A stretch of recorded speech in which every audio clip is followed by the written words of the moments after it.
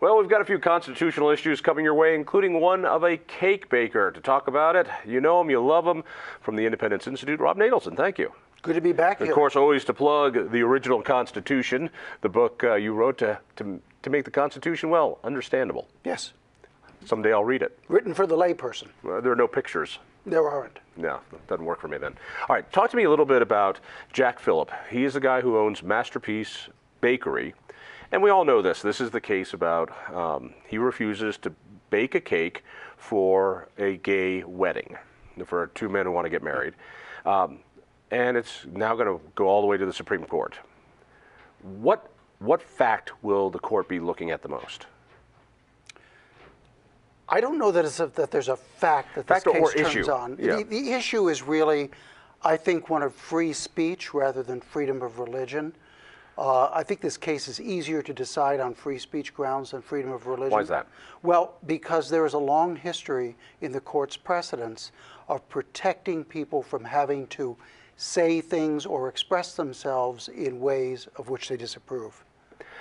There's always this comparison of gay marriage to civil rights. Yeah. And that in the same way we needed laws to stop Jim Crow, that people needed to go to a restaurant, people needed to go to a hotel, and you could say, hey, listen, this is not my conviction to say, I don't serve people like you. I don't do that. Well, this couple says, we're no different. You know, we want to get married. Marriage is legal. This is a key part of a wedding, and therefore bake us a cake. You're discriminating against us for who we are. And so that this is not a First Amendment case. This is a case about racial discrimination or sexual orientation discrimination. Actually, you make an excellent case for the proposition that the state of Colorado is discriminating against Christians and other people with biblical views that disapprove of homosexual marriage. How do you mean? Well, for example, in this instance, the Colorado Civil Rights Commission issued an order requiring this fellow to not just sell cakes to gay people, he had always done that, but to use his artistic skills in a way that celebrates a ceremony that he finds religiously repugnant. So it's a key point that this baker doesn't refuse to sell cakes to homosexuals. That's right. That if this couple were celebrating a birthday, a graduation, he'd be happy to make that cake. There was something special about it because it's a wedding cake. That's what he objects to. And he actually has a long history of operating under certain rules for himself and his bakery. For example, he also won't do cakes with obscenities on it. Now, the reason I said that the state of Colorado is discriminating is because people who have gone to bakers with biblical messages that condemn homosexual conduct have been turned down by those bakers. And the Colorado Civil Rights Commission has said that's perfectly okay, that a baker can turn down a biblical message but can't turn down a pro-gay wedding message. So the state, it's really the state. And it's the same commission, the Civil Rights. What exactly is the Colorado Civil Rights Commission? Well, that's the body that is charged with enforcing the Colorado civil rights law. So if, for example, you're a member of a racial minority and you're refused service at a public accommodation, that's the place to which you could make your complaint. And similarly, if you were turned down from receiving a service because you're homosexual, that would be the place you can go. The difference here, though, is the expression contact. In other words, we require, let's say, a hotel owner to serve people based upon equal treatment, irrespective of their race. But we don't require a hotel owner, let's say, to subscribe a statement promoting civil rights. All right, so I think I'm following you that if this is about First Amendment rights, that is specifically free speech and expression rights, yeah. Then this baker is saying, you are forcing me to express myself in an expression I don't want to do. Yeah. So you're forcing a speech. Yeah. Here's a good example. In 1977, the U.S. Supreme Court decided a case called Woolley versus Maynard. This involved. You just made that up. Yeah. Impressive. Maynard. This involved a situation where a resident of New Hampshire didn't want to drive around with a license plate that said, "Live free or die." By the way, the coolest state motto ever. I know, I love the state motto, but you see, that's the point of free speech. It trumps whether you like it or not. Even hate speech is protected by free speech. So anyway, this fellow tells the Supreme Court, I don't want to drive around with this motto. And the Supreme Court sided with him. The Supreme Court said he does not have to drive his car showing "Live free or die," even though everybody really understands that that slogan is put there by the state, not by the driver. This is actually a more extreme case because we're asking Jack Phillips, the owner of the Masterpiece Cakeshop, not just to drive around with a certain message on, but to actually use his talents to create an artistic product protected by the First Amendment, celebrating a particular ceremony that he finds repugnant in his view. The Justice Department has put in an amicus brief on his side, or the Trump administration. Yeah. Is that going to have much impact? Depends on the quality of the amicus brief. I think that I think the Supreme Court looks more to the quality of the brief than whose name is on it. Give me your prediction. So this goes up, and it seems like if this is fought on First Amendment religious grounds of expression, First Amendment right of expression of speech, that there's a really good chance Jack Phillips will win. That's my sense. Yeah, I think that he has a better chance of winning on freedom of speech grounds than on freedom of religion grounds for a number of different reasons. I anticipated that question where you might ask me to predict this one. I think it's really tough, but if my life were on the line, I'd say Masterpiece Cakeshop wins. All right, let's go with that for a second. Assuming Masterpiece Cakeshop wins on First Amendment grounds, that you can't force me to use my art to push your message, and you can't have government do that.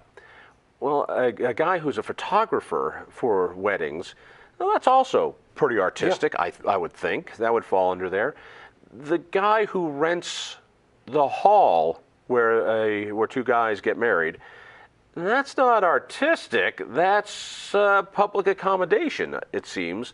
Would such a ruling likely cover that? I mean, you could keep, trying to fine-tune this. I don't see a clear line. Yeah, I'm not sure there is a totally clear line. Except that you cannot say no matter what the service or product is. Right. I think the line is going to have to be worked out in litigation. And that's not unprecedented. Back in the 1870s, there was a famous case involving photography, then a fairly recent art, in which a photographer claimed copyright protection for his pictures of the playwright and general artiste around town, Oscar Wilde. And he won. The Supreme Court decided that photography, under the circumstances, at least this kind of photography, was on the art and expression side of the line, as opposed to being merely mechanical. So this is not the end. I mean, assuming that Jack Phillips wins this, then there will be a series of cases probably involving individual services, and the courts will have to determine, is this really artistic expression, or is this something like renting a hotel room? And I think a lot of people look at this and say, if you're siding with the baker on this, it's because you're against gay marriage. And I'm looking at this going, no, that's not it. No. That you can be pro-gay marriage, but forcing someone to express themselves against something that they want, that is a sin to them, that seems to cross a line. Well, here's a great example. David Harsanyi, former opinion writer for the Denver Post, passionate in favor of gay marriage, while at the Denver Post has an equally passionate column on the web about this very case, in which he defends the right of Jack Phillips to follow his conscience in this respect against a state mandate. When will we know, roughly? I know with the Supreme Court, you never know when things happen. I wouldn't be surprised if we don't know till next June. All right, we've only got a couple minutes left, but I wanted to check in with you because you do a lot of work on what's called Article 5 conventions. The idea that states can propose a constitutional amendment rather than just waiting for the federal government to do it. And there's so many reasons the states would want to do it. A constitutional amendment on balanced budget or term limits, they're never going to do because it limits their power. The states might do it. What's going on as we speak? Well, a convention for proposing amendments, that's what the Constitution calls it, is a kind of convention of the states. And there have been many conventions of the states throughout history, but there's not been a general one which involves states from all over the country since 1861 until now. Right now we've got a convention of states in Phoenix, Arizona. 19 states from all over the country are participating, and what they are doing is it's called the Planning Convention, and they are making a recommendation to Congress. So if and when Congress calls a convention for proposing a balanced budget amendment, Congress will have a recommendation as to where to hold it, and furthermore, they are recommending rules to such. So when you say that 19 states are getting together, these are not like 19 weird clubs in different states. These are actually representatives of state governments. They're representatives of state legislatures. That's right. And they're getting together, and they are starting to move this machinery of having the states propose an amendment to the Constitution, because we're waiting for Washington. They're not doing anything. Right. So if we wanted a taxpayer bill of rights or something that says, like most states have, you can't spend more money than what you bring in. You can't just make up money. That would have to come from the states. Would have to come from the states. And by the way, the proposal under consideration is for a balanced budget amendment and for a balanced budget amendment only. This, by the way, even though there have been about 38 different conventions of states and colonies in our history, this is the second largest.